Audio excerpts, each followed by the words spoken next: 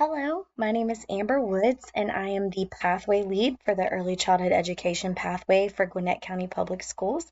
And today I'm going to be talking to you about bridging the gap when utilizing innovative technology.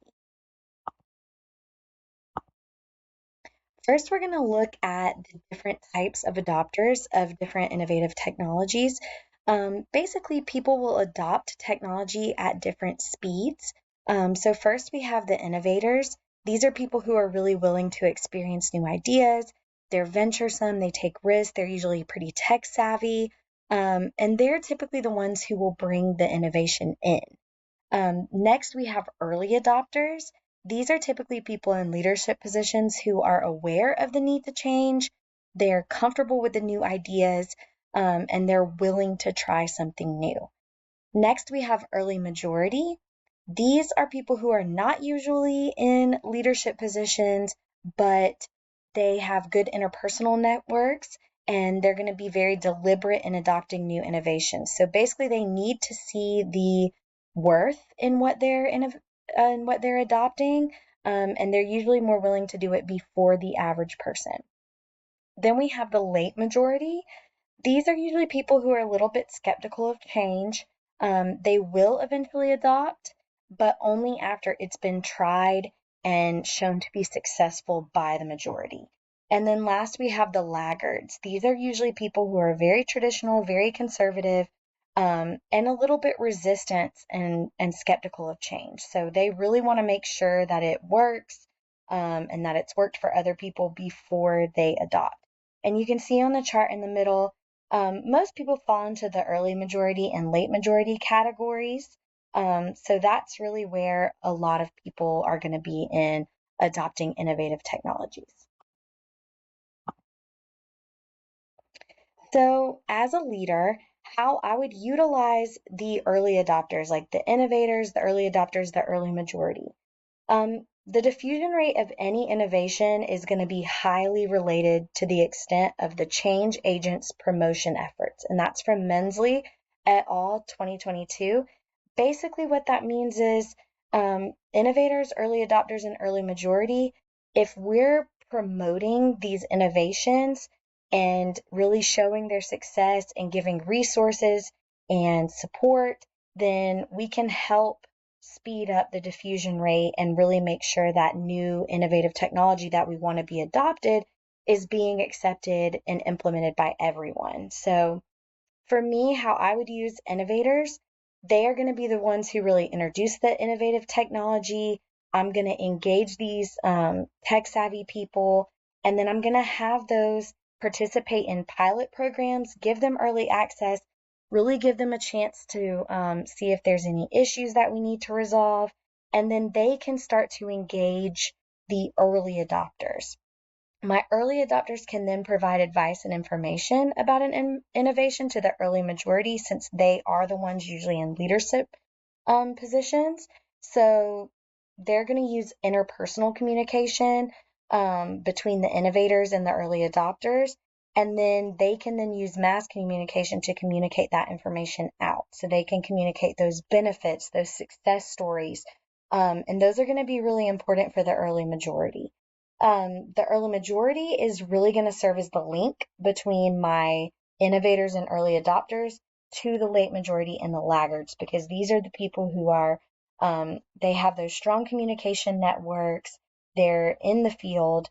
So really, I'm going to have those people emphasize how the innovation aligns with their current and future practice. I'm going to have them offer support and success stories and really try to influence those other members. So in all areas, I'm going to have the innovators, early adopters, and early majority. I'm going to have them adopt these innovations into their courses, into their research.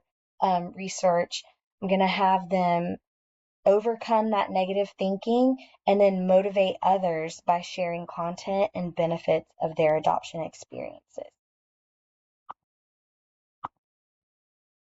And I think this really applies when we look at the Bible and we look at how Christ utilized people in these categories.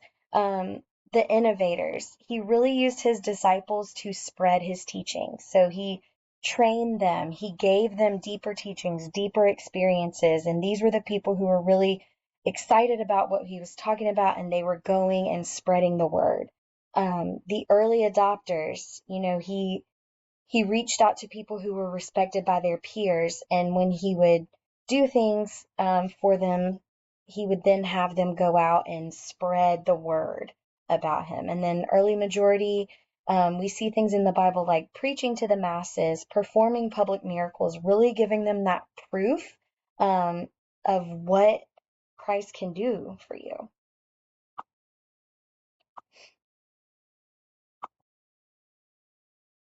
In working with the late majority and the laggards, late majority, these are our people who are really questioning, but they can still be influenced by their peers.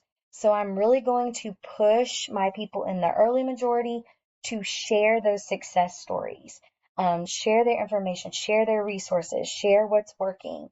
That's really going to influence them.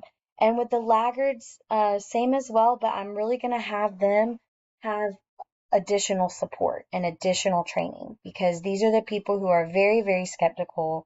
Um, they need more resources, they need additional support. So I'm going to provide them with a support person and additional trainings where they can really feel confident and comfortable. And how that compares to how Christ worked with people who would fall into the late majority and laggard category. Throughout the Bible, we see persistent engagement with resistant individuals. Jesus did not just give up when faced with resistance or people who were against him. He persistently engaged with them. He provided clear evidence. He performed public miracles. He performed teachings. Um, that people could really see, the evidence of what he was doing. And then he encouraged people to share their testimonies, just like we spoke about with the early majority, really sharing what's working for them. That peer influence is going to be really important. So when Christ had people go and share their testimonies, and we even still see that today, sharing testimonies of Christ can really be something powerful. And why this is important. Why should we lead a system in a way that models Christ? Why are we looking at these groups and kind of thinking about it? And one major point that I see is inclusivity.